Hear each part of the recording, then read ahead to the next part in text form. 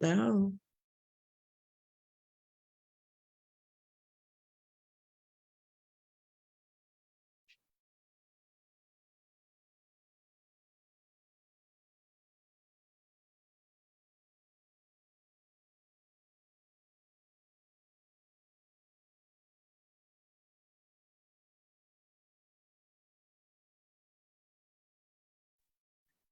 I'm going to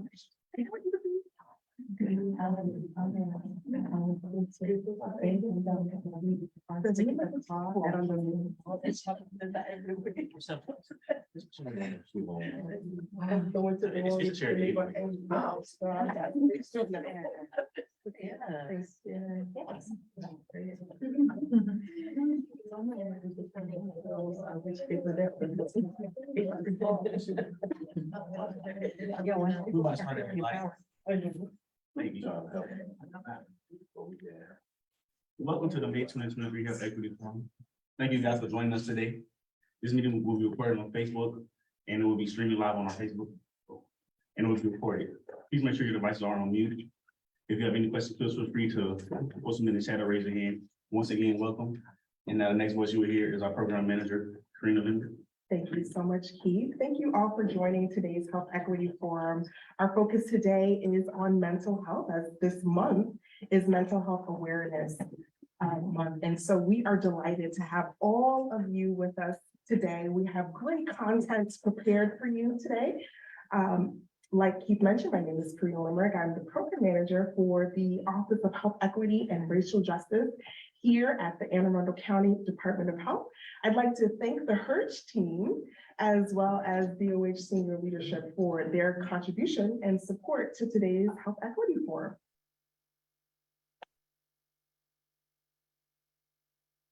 We will have many different speakers today, and we'll kick off our conversation with Jennifer Snyder. But before we get there, next slide, I would like to highlight, again, this month is Mental Health Awareness Month. I am wearing green, some of you are as well, in full support of this topic.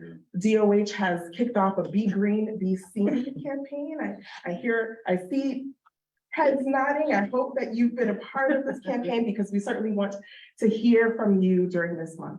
So I would like to transition to hearing from Jennifer Snyder with a communicable disease update. She is our director of the Bureau of Disease Prevention and Management. Jennifer? Thank you.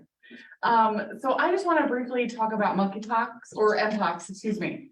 I know that we had shared before that the outbreak has closed, but I just wanted to bring it up again because we are seeing not only in Maryland, but all throughout the nation, we're seeing increases in mpox cases.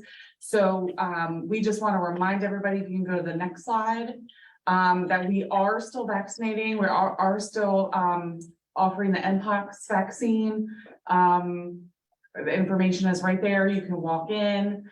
You can still call 7256. I know that was the COVID number, but that's just the general information number for us. If you're interested, if you have questions. And then also for mpox testing, we are testing individuals that do not have health insurance or are uninsured or underinsured, and they can call our 2 health centers. We can test people there. But we do recommend if people do have a health insurance and they are showing signs and symptoms that they do go to their medical provider. And again, monkeypox is a rash, kind of raised bumps on the skin. And we are seeing it in a number of populations, but primarily we're seeing it in the LGBTQIA community. So again, I just want to remind everybody that we are encouraging vaccination. We are encouraging testing of signs or symptoms, or if there's a risk for exposure, somebody thinks that they're exposed, definitely come and see us. Thank you, Jennifer. Really appreciate it. Next slide. So during today's Health Equity Forum, we will discuss a breadth of mental health topics for educational and informational purposes. The content that we are presenting may be upsetting, and if it raises your mental health concerns, I do encourage you to take care of yourself. Mental health is health, and should you need to leave this physical space or the virtual space to seek a mental health professional, that is okay. There are many resources that you can access, including the ones featured on the screen, that will help you get the care and support needed. So please do take care of yourself, take good care of yourself throughout today's forum and beyond. Our next speaker is likely no stranger to any of you, but if she is, I do encourage you to scan the QR code and you will be linked to her unabridged speaker biography. She has done amazing work here in Annapolis and across the state, but I would like to highlight a few points on her bio. Janice Hayes Williams was born in the city of Annapolis into the legacy of education and descends 7 generations of captured Africans brought to North America. She's spent the last 25 years unlocking the hidden history of African Americans right here in our city, their origins, as well as the inhabitants in Anne Arundel County, the state of Maryland. Janice has been the unofficial caretaker of the Crownsville Patient Cemetery in Crownsville for the last 18 years. The cemetery was established in 1910 as the state hospital for the Negro insane, and it closed in 2004. She, along with volunteers, found the names of 1,700 and more former patients in unmarked graves. She currently works for Anne Arundel County Recreation and Parks as a historian, and I'm pleased to have her joining us today to talk about the history of the Crownsville State Hospital Center in Maryland. Hello, can you hear me? Yes. Hi. I want to talk about mental health in our own backyard.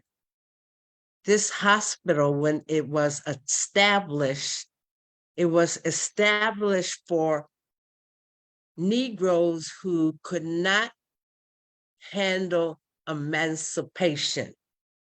It is written in the books that this hospital was necessary, and this was the first in the state. Next.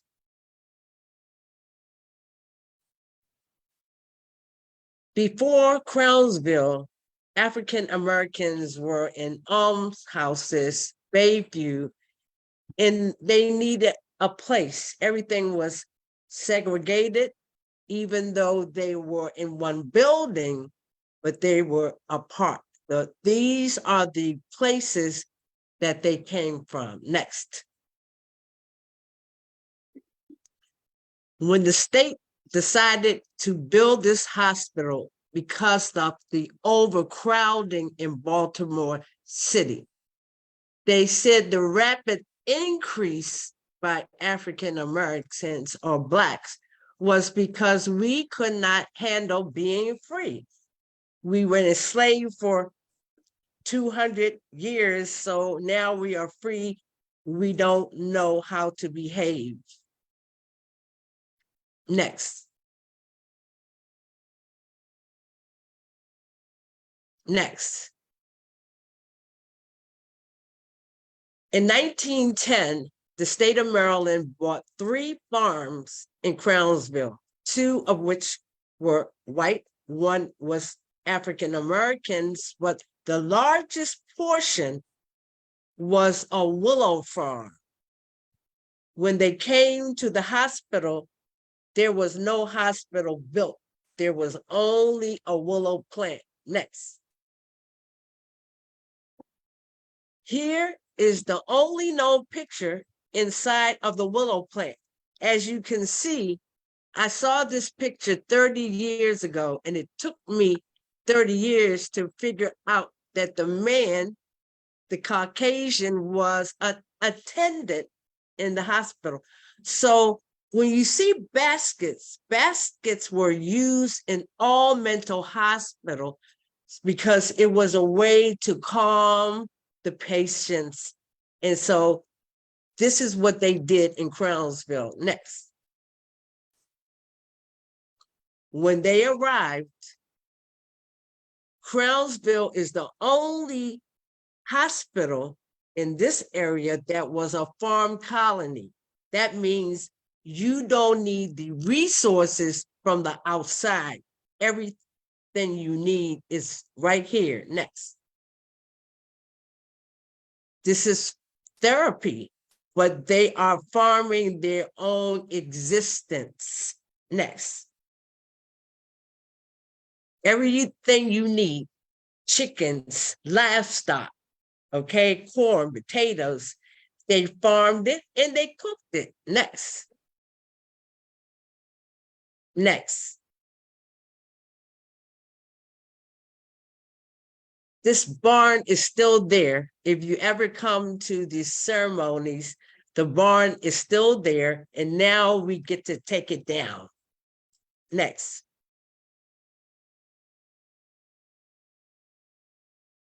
This is what our patients did. Believe it or not, most of the people who came to Crownsville in the early days, they just had tuberculosis.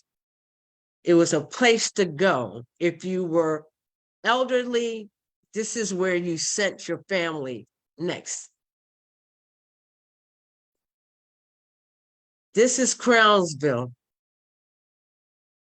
A contractor from Virginia started building, and the patients were used as artisans. Next. These are the patients. Next. These are the patients. Next. The main building on Crownsville Road, built by the labor of the people incarcerated. Next.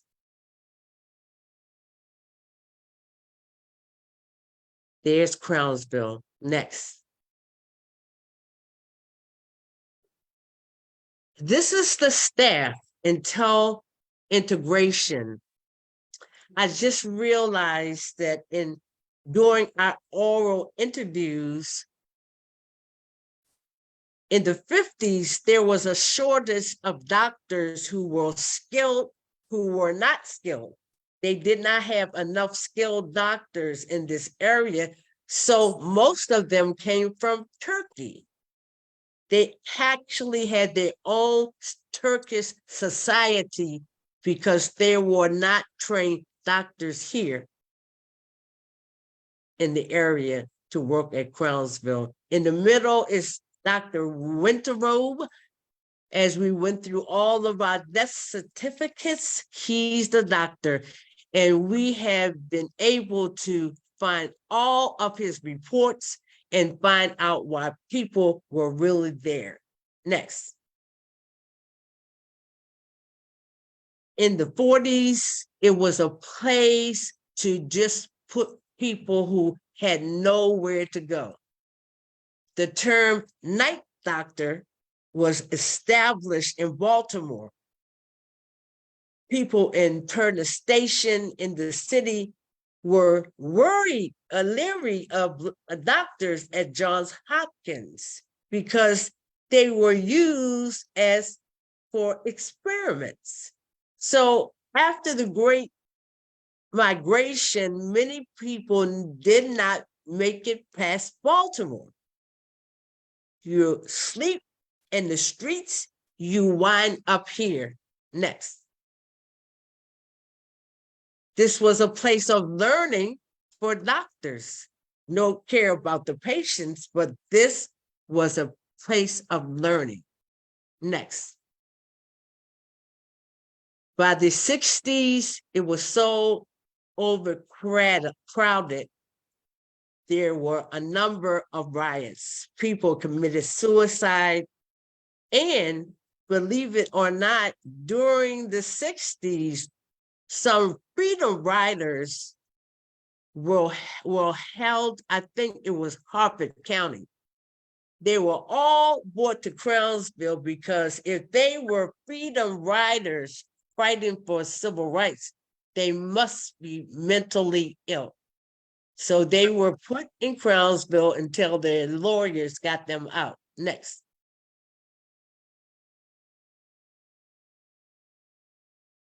Here's a copy of a death certificate. In order for us to find 1,700 names, we have seen every death that happened in this period of people who are buried. This man here, his name is William Brown, alias Oliver Bell. What does that mean? He was born in 1837. He was born a slave. So he has two names, his new name after slavery and his alias so people can find him. As you can see, he's from Georgia. Next.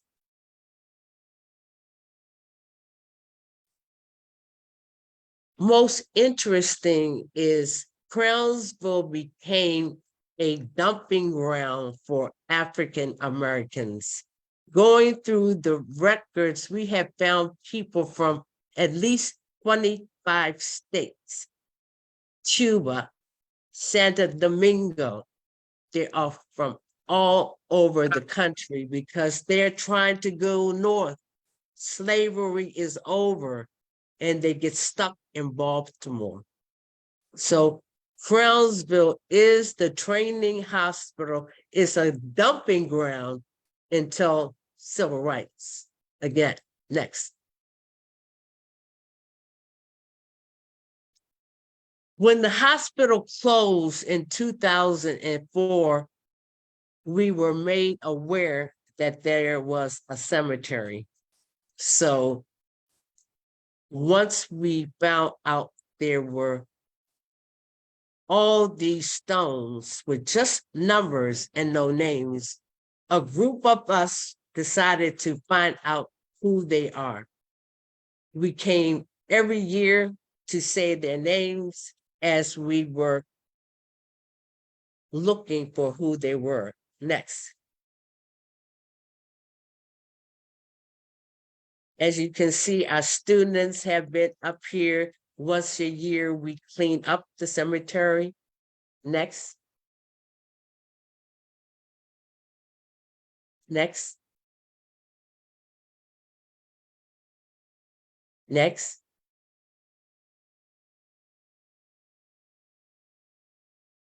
Next. Once you start to study Crownsville, you ask yourself, who determines who's mentally ill? Do you remember Henrietta Lacks? Her daughter was brought here to Crownsville because she had epilepsy. She died at the age of 13 because of the experiments. They treated her epilepsy with shock therapy, and they killed her. When we go through the records, in the 60s, we see a turnover because now non-African Americans come to the hospital, okay? So it's a changeover. Now women who just have menopause are being put in Crownsville. I hate to say my Uncle George, who was the security at Cross Beach in Annapolis, my Uncle George, if somebody misbehaved, he too would take them to Crownsville. So it's a study to understand how we were used.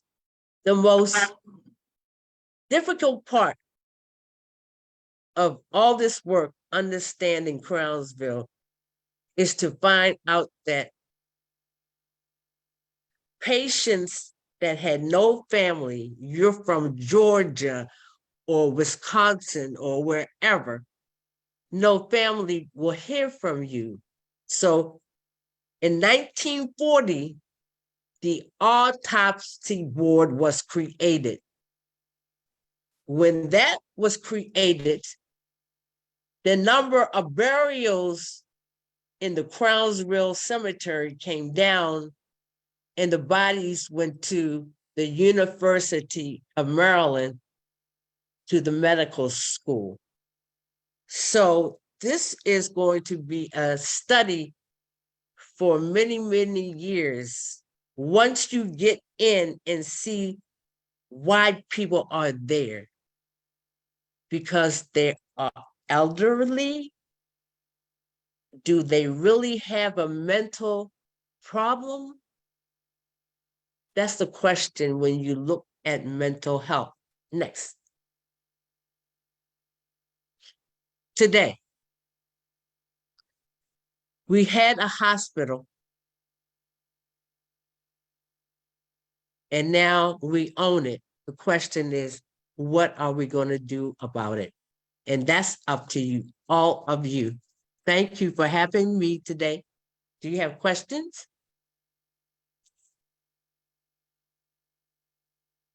Okay. Thank you. Janice, thank you so much for illuminating the history of Crownsville. I know that you're doing work around lifting up the voices of those who may have had family members in Crownsville. I'm just curious about the status of that particular project. So we have started a oral history project. So people are sending in their memories. We are recording. They will be archived because the county executive wants a museum, and we intend to have one to tell the history of mental hospitals. Janice, Yes, hi, Cheryl. how are you? Listen, just a question. Just thank you for the wonderful knowledge. But was anything ever done, or what happened to the persons who were actually supposed to be doctors or whoever that was committing these people to Crownsville? Coming from Baltimore, most of them were from Johns Hopkins, and the rest were families. And you have to understand, each decade, something is different, okay? First, you're just emptying out jails. So that could be anybody, okay? And there's a period where family is bringing family. My Uncle George wanted to commit me for no reason at all. So it could be a person, it could be a doctor, but those doors were open. We actually had a writer for the Capitol who committed himself so he could go undercover to understand what was Wow. going on. Yes, and the Wow. people were just the Thorazine. So many people do not like the documentary From Lunacy to Legacy. They focus a lot on medicine. What are they taking? What's killing them? Okay. There's the other side, doctors and nurses who work there that are talking to us because they believe after segregation, they provided the best care. So it's a study. There's a book coming out from a lady who works for MSNBC. She's been working on it for 10 years. It's so much that will come out, but the study of the medicine is most important, because what they did was provide the research for my blood pressure medicine. That's what they were used for. Thank you, Janice, and thank you for all you do. Thank you, sweetheart. And can I say this before I go? September, we will be raising the memorial with 1,700 names with Wow. all their states so families can find their families. So, Wow, yes, I know you all will be there. keep That's me awesome. abreast. Thank you so much for sharing your wisdom. Thank you. We're going to transition now into our mental health equity panel discussion. And I'd like to introduce our panelists who also just their background is extensive. And next slide.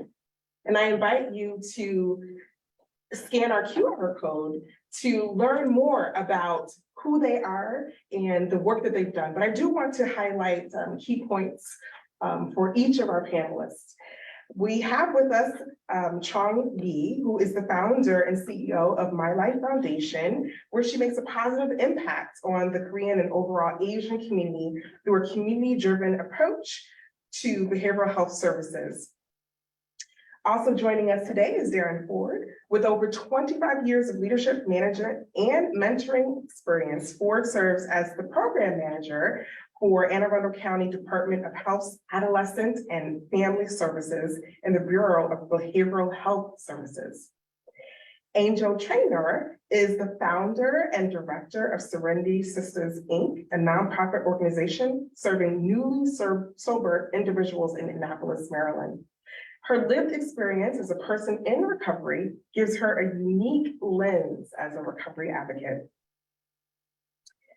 Sandy O'Neill is a licensed clinical professional counselor with over 20 years experience working with adults, children, adolescents, and their families.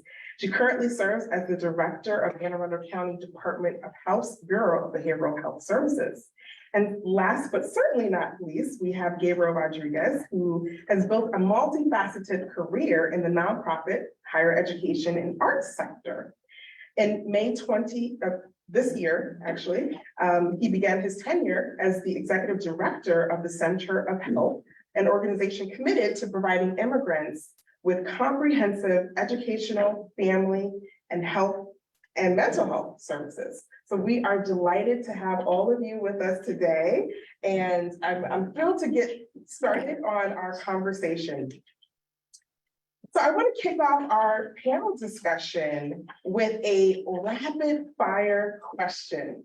So in light of the fact that DOH launched our Be Green, Be Seen campaign, I'd like to hear from you just in one word, the rapid fire question. So one word, can you share how you embrace your mental health? Let's start with you, Darren, if you don't mind. Let's put you on the spot there. Outdoors activities, namely run. Okay, running. Thank you. Probably listening to music. Love it, music. And one word, I'm gonna say connection, staying connected to my people.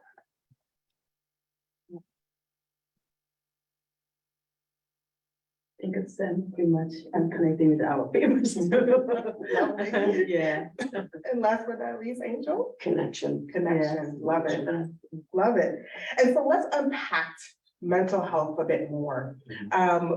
When you think about mental health, what does it mean to you? And can you share how culture shapes your view?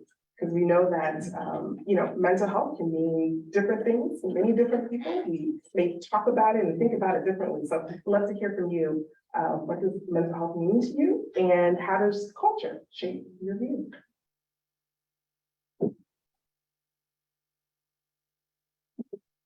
Well, for me, mental health means just, participating in behaviors that strengthen and support the natural function of our minds, our way of thinking, and this display of this connection to emotion, and having the ability to be free of mental illnesses or injury, and doing different things that promote positive thoughts and emotional awareness so that we can make better choices that produce better outcomes in our life, currently and then long term.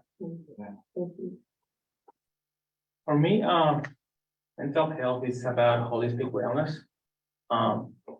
It's a blend of emotional, psychological, and social well-being. It affects the way we navigate life, the way we interact with others, and the way we handle stress. The culture definitely have an impact in the way the perception we have on mental health. And I'll give you a quick example. As a Latino, we don't use shake hands, we hug, we kiss. And it's very easy for a Latino to express externally that everything is okay, everything is happy, but internally you can be under stress or, anxiety and not show that. And that maybe can lead also to stigma and other complications. I want to follow up, sorry, because I didn't talk about culture. But culture also, I came from a family that religion and spirituality was a huge part of the culture. And so that also has an influence on how I look at mental health and how others look at mental health, where that mental health might be dealt with the same as something that's spiritual, that's something that's deeper, whereas for another culture, it might be something that's more surface. So that's something that comes up when I think about how culture impacts our mental health. I was struck when I was listening to the presentation on Crownsville, how mental health unfortunately has been linked to being outside of the norm and the norm of whoever is in charge. So that really struck me as I was sitting here listening to that, and was very appreciative for that. I think in a broader sense, often we have for mental health that we only hear about mental health when something's wrong, right? That mental health isn't something that we all have and that we all need to attend to. Mental health is when something goes wrong. Oh, I won't use those bad words that we like to use, but it has to do with something being wrong. So I'd really like for us to be having these conversations, how mental health is part of overall health, and we all have mental health and we all need to take care of ourselves. I agree with everything that you guys said, that it all kind of factors in, and we're all individuals, but we all have our own needs and our own way to contribute to our well-being and everybody else's. For me, mental health means that the person aware of their ability or cope with their stresses and balance healthy relationship with others. Yeah, but for the culture shape is different. And culture can be a source of like stress or cause of a conflict or misunderstanding, especially for our cultures. And we always hear, we say like, I want to die or I want to kill myself. That doesn't mean I really want to kill myself. It's just how they imply their stress, they're under stress. Yeah, but that's very common for us to say that, if we have a hard time, they say, yeah, I want to kill myself. Especially seniors, they always say that. Yeah, because, they're stressed and they cannot manage their stress. So that's the way how they express their feelings. So there's a lot of culture, especially in Korea. In Korea, there's suicide rate is #1 in the world. Because they're between 10 and 30 is more, #1 actually. Yeah. Mental health is for us, there's a long way to go. So not everybody. Thank you. I was thinking of the words mental health and mental wellness. And when I was a child, or when I was a teenager, I had no idea what those words were. Because I was different. I tended to get into trouble, so I was labeled. And I grew up, me personally, I grew up self-medicating to take care of the things that were going on inside of me. And, when I think about culture, I take it to the culture of the life that I lived. Because in the culture of substance misuse, we didn't talk about that. We did not talk about that we didn't feel well. Like today, at 15 years in recovery, I can say to you, I am not feeling well. And I've been able to identify that. And to, I've come to the acceptance that it is okay to not be okay, that I have to stay connected to be able to take care of my mental wellness. Thank you. So one event that impacted all of us is COVID-19. You know that the public health emergency was just ended for COVID-19. But one sociologist, Dr. Ruha Benjamin, she wrote a book called Viral Justice. She described COVID as a social disease that really exposed our vulnerabilities and our disparities. And I certainly agree with that sentiment. And so I want to ask, each of you, what did the COVID-19 pandemic reveal about racial and ethnic mental health disparities? Maybe we can start from the end this time. We'll start with me. Yeah.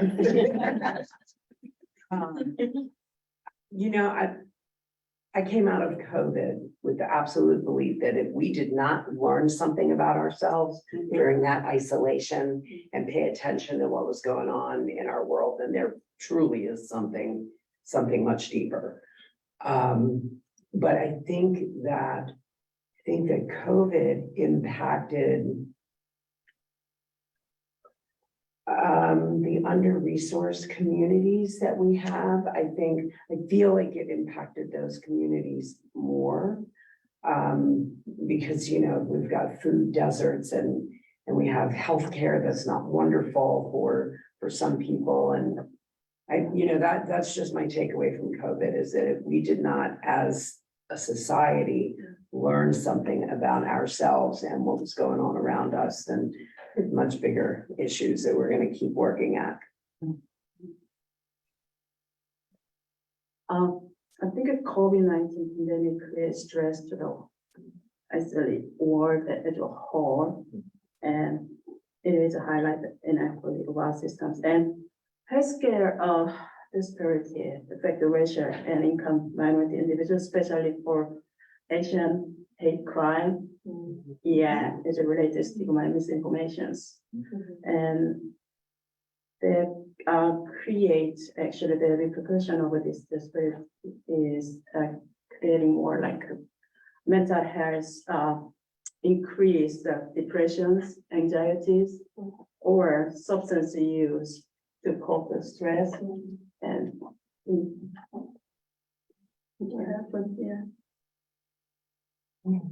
You guys are hard to follow.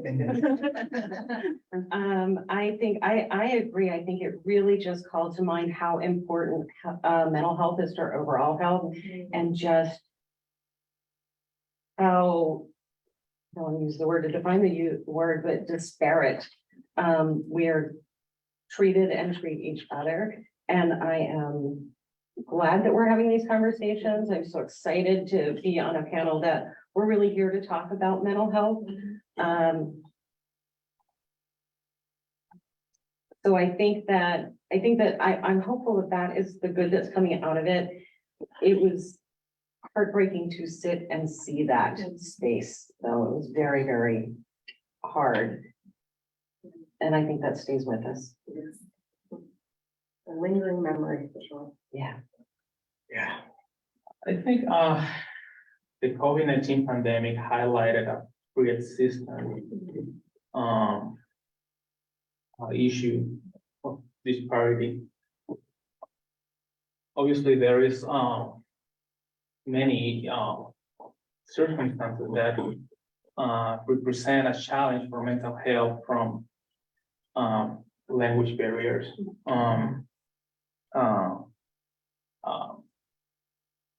low income, lack of affordable health care.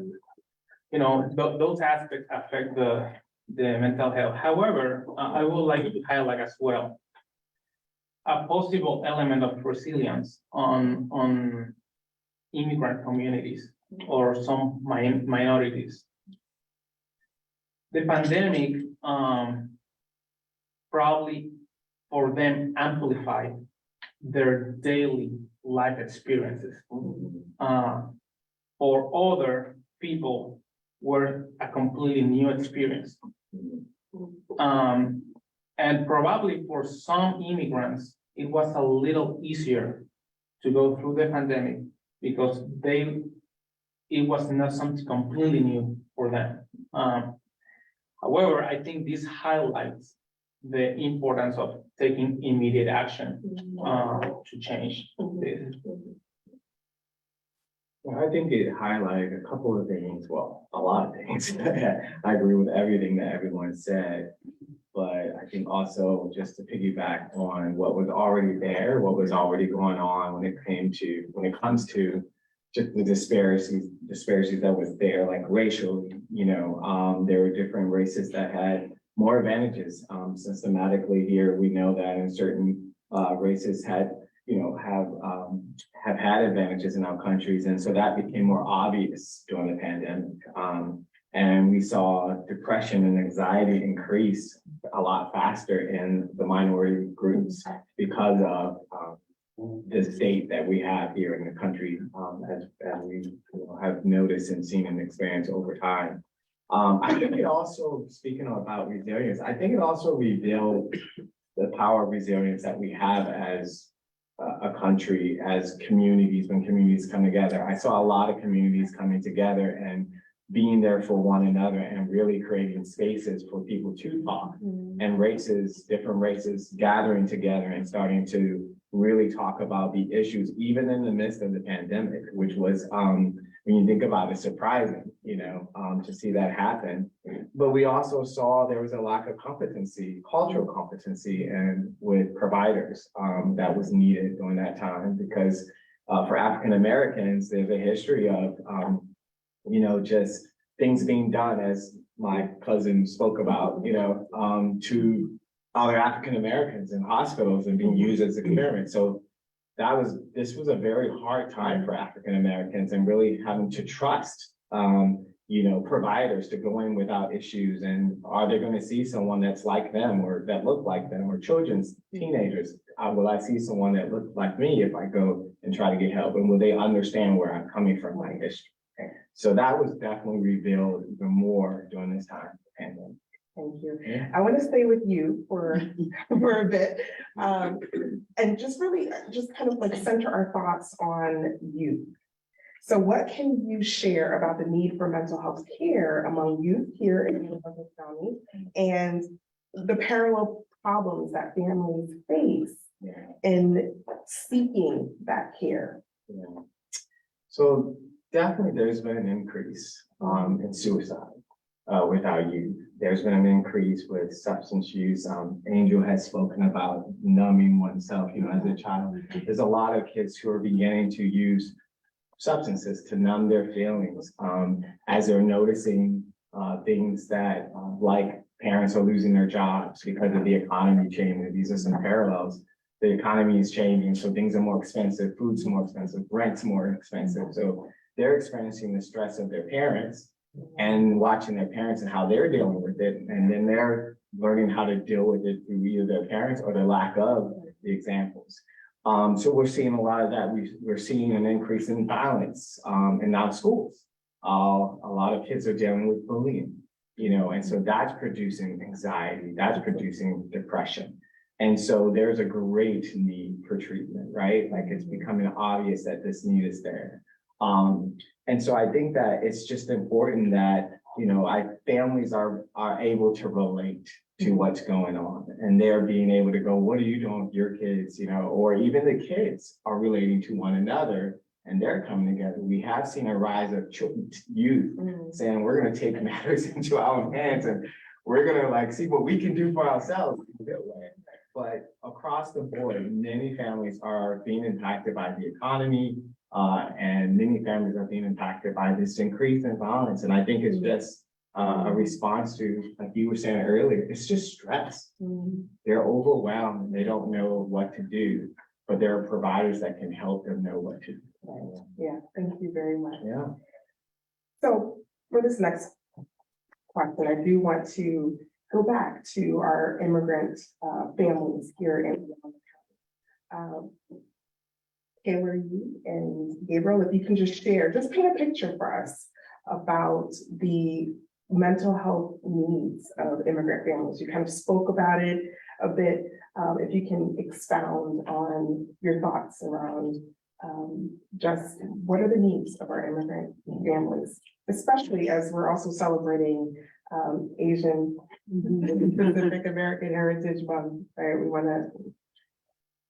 I think, we live with, restrain ourselves for mental health. So we always keep ourselves, we don't speak out and we don't talk about outside of our family members. So it's compiling every generations, and now new generation, actually, they are a little different stage than when we, our life, right, our lives. So when we talk to parent groups, and they used to think, okay, just aware, this is the stage we have to go through. And instead of looking for treatment or looking for help, they think just stay and live with it. So if they're not looking for help, right? Then we started educating program for past 3 years. I can see that it's slowly changing, very slowly. And first we have a class, there's only like 1-2 people attending, and even, we trying to call everyone and they're not interested. But now, last year we have over 25 class throughout the year, and we educated about over 600 people. So we're getting a lot of requests from community members, community organization, or church. And they realize that we needed this, so we need to get help. And they want to see where we can get a resource from, get a help, or where we can get the treatments. So it takes a long time to get to our mind, but I think it will take longer actually. And well, I always talk to myself, okay, we are just the babies that creeping up stage. So maybe we can walk next year. Well, another year, so. So that's where I say right now. Our stage, we're just crawling. Well, I think that immigrants face unique challenges that raise unique mental health needs. I can mention, well, I already mentioned the language barrier. But we can go to cultural adaptation, family separation,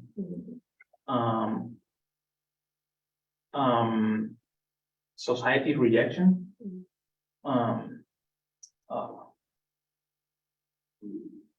economic difficulties, and even very basic needs like affordable health services and a sense of safety at home. It's not unusual to see immigrants sharing space with people they don't know, with strangers, even feeding 9 to 10 people in one house. That lack of security, the feeling that I feel like this is my home, that lack of feeling of ownership, like I don't know if my children are safe here. Those highlight some unique needs from the immigrant community. Not just that, it's very common that immigrants work with frontline workers that expose them to higher health issues, higher stress. So all those aspects contribute to some unique needs for those, communities. It's definitely a challenge, it's a challenge. Yeah, thank you for spotlighting basic needs, right? Because that really dovetails with my next question for Angel, right? And thinking about your incredible work with women in recovery, tell us how you think poverty and mental health issues increase addiction risk factors. When I'm thinking about mental health in the world of addiction, I go back to when I was 15. And how my brain was already changing so much. And then to add in all of the other issues that you have when you're a 15-year-old, but a 15-year-old female. And my brain was changing, and the first time that I put a substance in to my brain, it changed it, and I chased, just like many of the other people that I work with, chased that good feeling until it wasn't good anymore. I think that childhood trauma, whether it was neglect or abuse, that leads to loneliness. It leads to isolation. Nobody understands. I can never tell, or perhaps we were told to never tell. Because, you know, at the end of all of that, we're looking at stigma, which leads us to not feel good enough, so we don't seek higher education, which keeps us at the poverty level. It's just a convoluted ball of mess, really. But it's, you know, the social stresses, trying to keep up with our peers or trying to fit in with our peers. It just holds us down until, for me anyway, I'll speak for myself, where I could not take it anymore. I was 45 years old when I couldn't take it anymore. So I lived in that life for a very long time, which is not good for the mental health. I mean, it's just a vicious cycle. And until we can truly reach out to another human being, connect with them and say, I need help, please help me, you know, please guide my way. That's when the change happens. Thank you for that. So we learned about the history of Crownsville State Hospital Center and how patients were treated then. Sandy, would you ever tell us about mental health treatment now? What's the landscape of treatment here in Anne Arundel County? That is a wonderful question. Anne Arundel County, in many respects, is blessed to have a pretty robust network of providers. So we have a lot of providers. Some of whom are sitting at this table with us. That said, I'm not sure that we have enough providers that are culturally competent, that are aware of the very specific issues. You know, I was thinking at Gabriel, right? When Gabriel was talking, I was thinking about some of those, the very particular issues that come up for immigrants that they can't turn to the system for help. The system is not there to help them. So I think as wonderful an opportunity, or as wonderful network that we have with our providers and our providers' willingness to step up and identify a need and fill a gap and propose an idea, we also can do better, and we want to do better. So that is something that we are very actively working on. I have the honor of working very closely with the Mental Health Agency. I think some of them are on the call. The squares are very small here. And one of the things that we do is figure out what are those needs, what are those gaps, and who do we need to talk to? So talking to Taylor and Gabriel and Angel and everyone else out there in the field to see what is it that is needed and how can we meet that need is something that we do day in and day out. I think that one of the things that the pandemic really highlighted is that we need to be in the community. Services need to be where the people are. That's where they're going to feel the most comfortable getting those services. So towards that end, I think we're really working with that. We're looking for some creative solutions. I'm not sure if you're all aware that there is a behavioral health care shortage that is pretty big right now. So there are not a lot of behavioral healthcare providers, period. So we're really going to have to get creative about how we get messages, services, and treatment to the folks that need them where they are, and to make it so that folks are comfortable accepting that help, asking for that help, knowing where to get it. And to do that, we need to have really good partnerships with the folks that are doing the work in the community. So it's a work in progress. It'll always be a work in progress. But I think I'm thrilled that we're talking about it now. It's coming out. It's not like a secret or unstated anymore.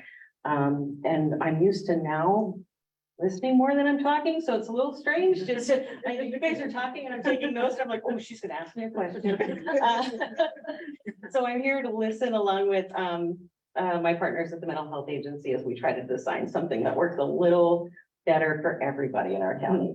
Thank you, Sandy. I do want to pull up the behavioral health plan because Sure. I know that you're in this season Yes. of planning for the behavioral health system. And so I just want you to give you an opportunity to highlight any key points in this plan, especially as you're working toward a human-centered vision for improving mental health care in the county for all, right? The care that's Absolutely. timely, accessible, affordable, and equitable.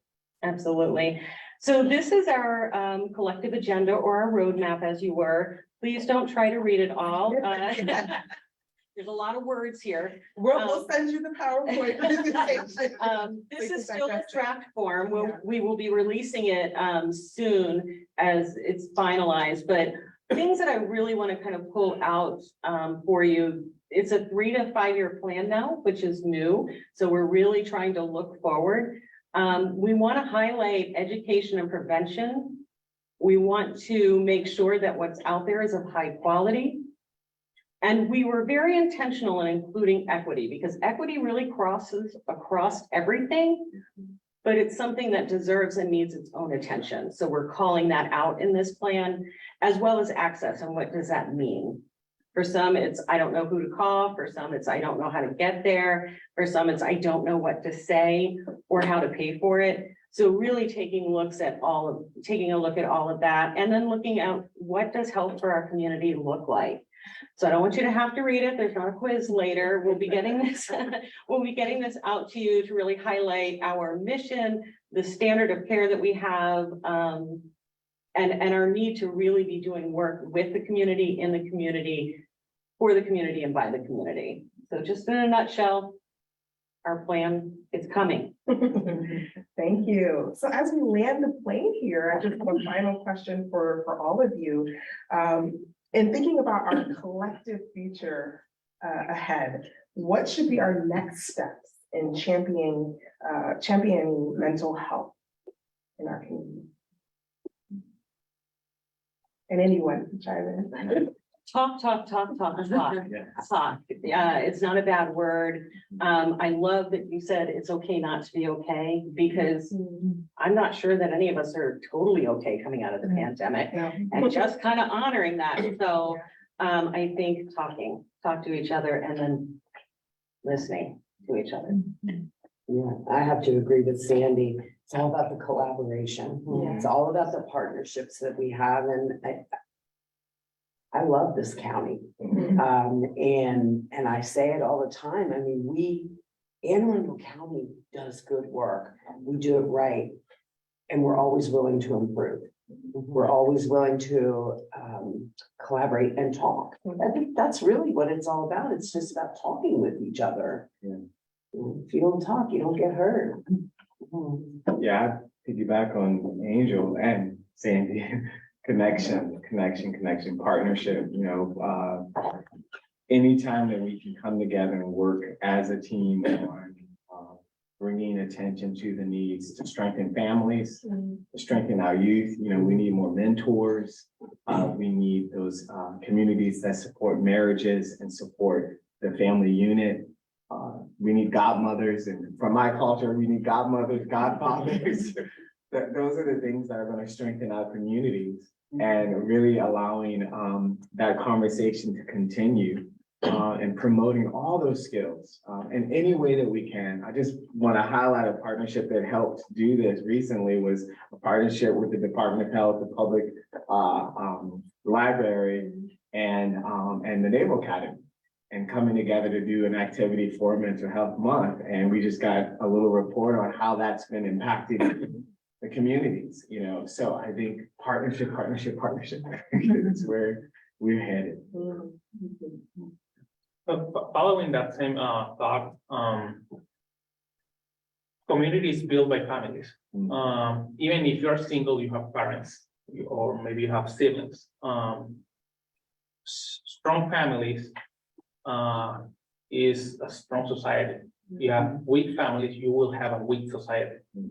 So I do agree that we need more programs to strengthen family relationships. I believe that we need more, not only affordable, but accessible resources. I don't know exactly how many mental health therapists are, not in just Anne Arundel County, in whole Maryland, who speak Spanish. But I know in Anne Arundel County, I can count that with my fingers in my hand. And if you don't have a health insurance, it's even more difficult for you. The Center of Health is very aware of this need, and we are taking action of it. We have free mental health program, free therapies for uninsured immigrants. And we are developing new programs focused on mental health. We need to find funding for those programs. But I think partnership, we are working together with the schools. We are looking for partnership with other organizations. As I always say, together we are stronger. So, and I appreciate a lot of this partnership that Central Health have with the Department of Health. Thank you. I agree. Yeah, I would say the same thing. So easy access to 3 months, including bilingual counselors. Like you say, they're very short. Bilingual counselors. And undocumented, yeah, same thing. Undocumented families or uninsured individuals, yeah, they need help, but they don't know where. And I have another question too. The navigation, when you get to navigate it to get access to the systems, it's so hard in here. You have to call after call after. A lot of people, they just quit. They can't deal with that anymore. Yeah, I wish there's more easy access to get there. Yeah. I would like to add something. I already mentioned this to the county, but I think we are not taking enough advantage of Puerto Rico. Puerto Ricans are bilingual, they're US citizens, and they have lower incomes than the incomes we have here. It's very easy to go to Puerto Rico and relocate professionals for mental health here. Just an idea. Well, on that note, I want to thank all of you for your insight, for this lively conversation on mental health. There are so many other activities going on throughout our county to celebrate mental health awareness. And so I encourage you to participate in the many different events taking place this month. Also, we'll be sharing out this presentation, and you'll find other announcements regarding how you can get involved, and talk about gun violence, for instance, how you can get involved in sharing your feedback on gun violence. We certainly want to hear from you. So feel free to keep in touch with our office. There's many different things going on, and we certainly want to, we want to highlight all of those things and link you to, resources and support here in our community. And we encourage you to share all of the resources that are discussed through these health equity forums. Thank you so much for your time. Oh, I got one question. Sure. Because one problem that I run across is a lot of Native African Americans don't know how to speak Spanish. we don't have enough resources for them to learn. And when that resources comes up, there's a big fee for them to learn. So that's a problem in a lot of communities, and that's why these kids don't understand each other. A great point. Until we try to fix that problem, they're still not gonna understand each other. Good point. Thank you. Thank you. A lot of food for thought, for sure. And hopefully all of our collective thoughts will turn into action. Yeah. Thank you again for your time and your attention. You can feel free to share any, questions that you may have with us, with our office. We'll be happy to provide responses to those questions and get you the information and resources that you need. Thank you all for joining.